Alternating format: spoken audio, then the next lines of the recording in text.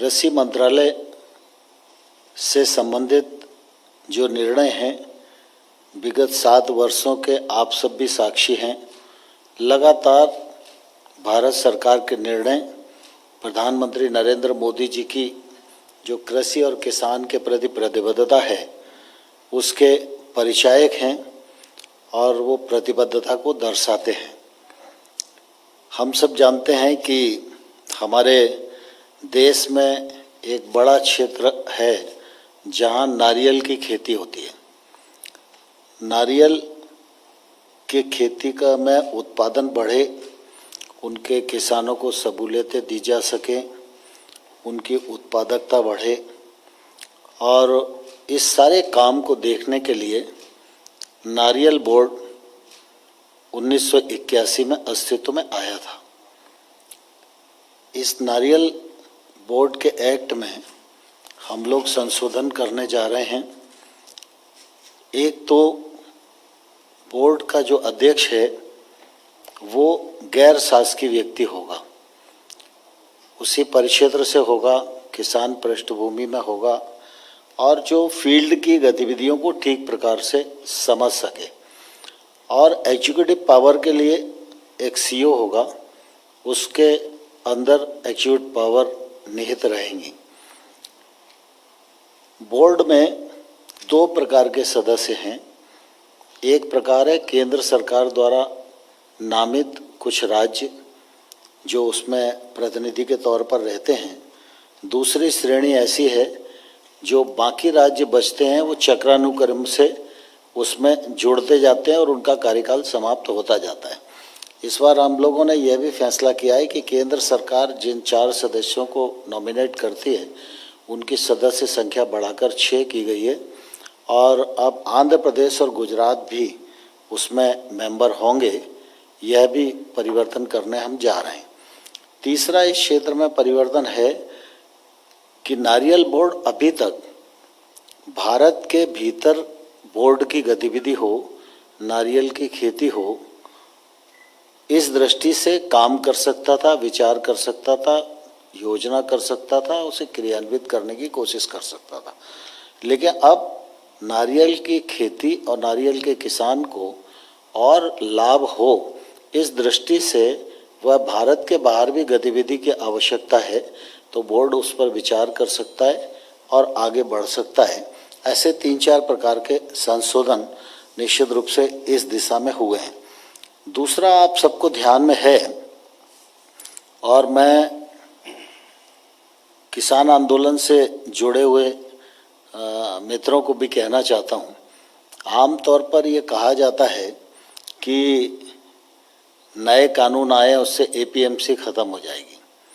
आप सबके ध्यान में है कि भारत सरकार ने जो कुछ भी समय समय पर कहा है उसको करने का सदप्रयत्न किया है, और जो घोषणा बजट में भारत सरकार की होती हैं उनको भी क्रमशः हम पूरा करते हैं। जब इस बार बजट आया था तो ये कहा गया था कि मंडियां समाप्त नहीं होंगी, मंडियों को और मजबूत किया जाएगा, मंडियों को और संसाधन मिले इस दृष्टि से प्रयत्न किया जाएगा, और जो कृषि अवसंरचना फंड 1 लाख करोड़ रुपए का आत्मनिर्भर भारत के अंतर्गत प्रावधान किया गया है, उस 1 लाख करोड़ के फंड का उपयोग ये एपीएमसी कर सकेंगे। तो बजट की जो घोषणा थी उस घोषणा को पूर्णता प्रदान करने की दृष्टि से आज मंत्रिपरिषद में यह विषय आया।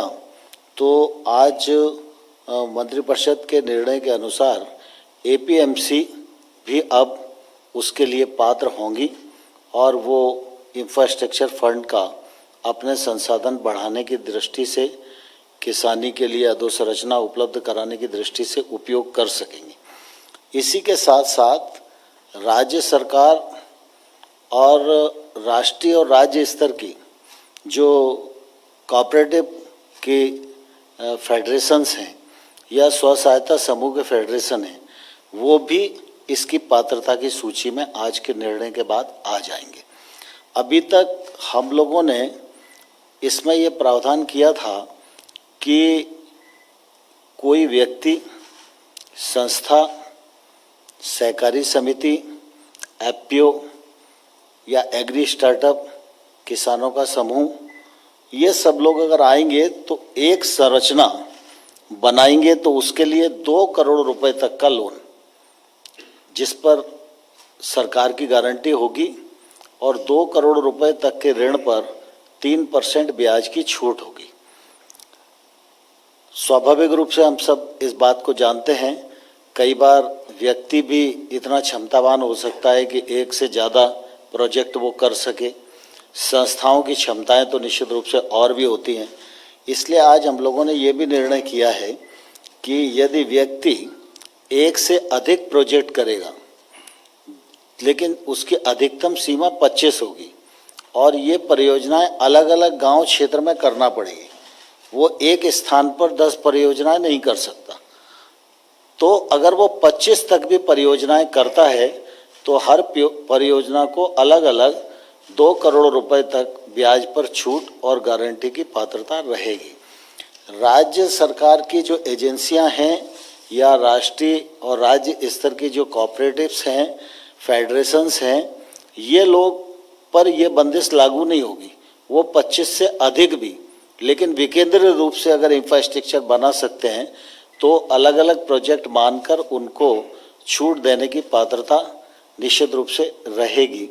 इस दृष्टि से हम लोगों ने इसको आगे बढ़ाने का प्रयत्न किया है और मंडी के मामले में ये भी निर्णय किया है कि मंडी का जो परिक्षेत्र है, मतलब एक मंडी का परिसर हो गया, लेकिन कृषि उपज मंडी जिस पूरे कमांड क्षेत्र में काम करती है, उस कमांड क्षेत्र में अगर वो एक से अधिक परियोजनाएं बनाएगी अपने किसानों के लिए तो उसको भी इस प्रकार की पात्रता रहेगी।